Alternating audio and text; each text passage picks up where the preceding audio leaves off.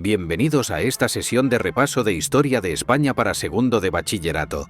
Hoy abordamos un tema clave para la PAU, la Primera Guerra Carlista. Para entender este conflicto, debemos situarnos en los últimos años del reinado de Fernando VII, en la llamada década ominosa. El problema estalla por la sucesión al trono. En España regía la ley sálica, introducida por los Borbones, que impedía reinar a las mujeres si había varones en la línea sucesoria.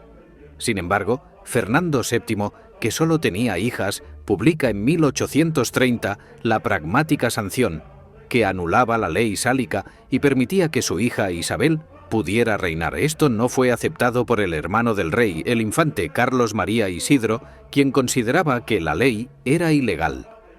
A la muerte del rey, en septiembre de 1833, Carlos se proclama rey desde el exilio a través del Manifiesto de Abrantes.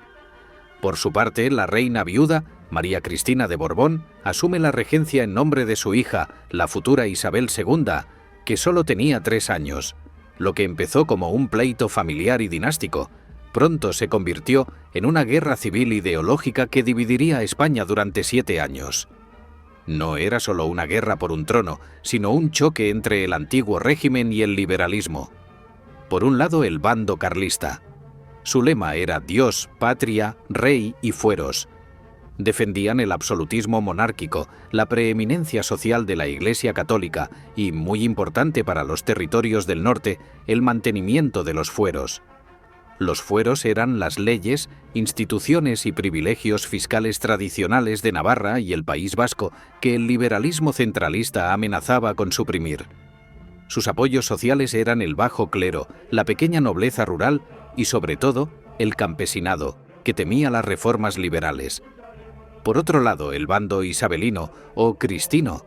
Aunque la regente María Cristina no era liberal por convicción, se vio obligada a pactar con los liberales para mantener el trono de su hija. Así, este bando representaba la transformación de España hacia un Estado constitucional. Les apoyaban la alta nobleza, los cuadros del ejército, la burguesía y las clases medias urbanas.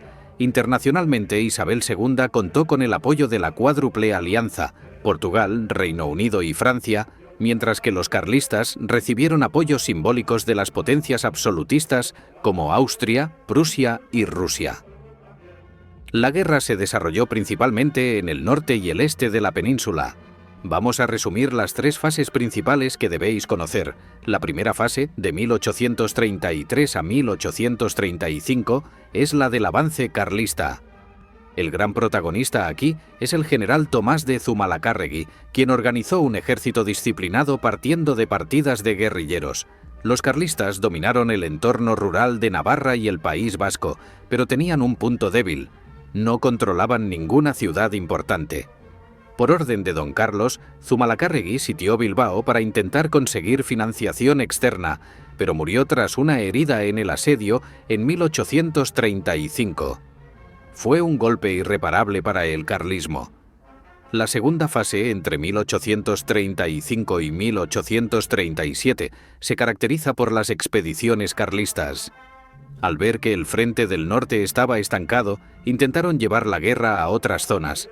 La más famosa fue la Expedición Real de 1837, liderada por el pretendiente Carlos María Isidro, que llegó a las puertas de Madrid. Sin embargo, no lograron entrar en la capital y tuvieron que retirarse, lo que supuso el inicio del declive moral del bando carlista. La tercera fase, de 1837 a 1840, nos muestra a un carlismo agotado y dividido internamente entre los transaccionistas, partidarios de negociar una paz honrosa, y los apostólicos, intransigentes, que querían luchar hasta el final.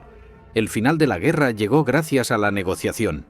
El general isabelino Baldomero Espartero y el general carlista Rafael Maroto, líder de los transaccionistas, firmaron el Convenio de Vergara en 1839, simbolizado por el famoso Abrazo de Vergara. Recordad los 2 puntos principales del acuerdo. Los oficiales carlistas podían integrarse en el ejército real manteniendo su empleo y sueldo. Espartero se comprometía a recomendar al gobierno y a las Cortes la concesión o modificación de los fueros.